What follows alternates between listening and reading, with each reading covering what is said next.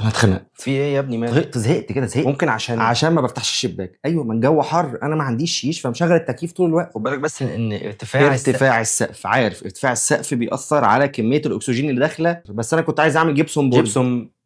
جبسون ايا كان، ده كفايه ان انا لغيت الدرجتين اللي بين الصاله والمدخل، كانت هتبقى حاجه حلاوه.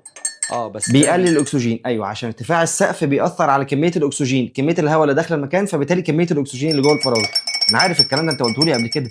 بس المشكله دلوقتي ان انا كمان بحس ان البيت ضيق جدا. ممكن الالوان الغامقه بتدي احساس بضيق المكان. مالها الالوان الغامقه؟ شياكه. في حاجه احلى من اللون الاسود؟ ده بيقول لك الاسود يليق بك. شكل الحيطان الاسود ده ليه طعم خاص كده، ما يقدروش غير اللي بيحب الجمال. انا مشكلتي ان انا ما بقتش كمان مركز جوه البيت. ده بقى بيحصل لو كان علشان لو الاضاءه غلط والالوان مش مريحه بتخلي الانسان يفقد تركيزه. طب ازرع زرعه صغيره في البلكونه، طب ضمتها على الصاله عشان اكبر المساحه. والله احسن كده، احسن والله. والله المساحه مهمه برضه. اولاد بقى يلاقوا مكان يلعبوا فيه، ده مهم. براحتنا بقى، براحتنا.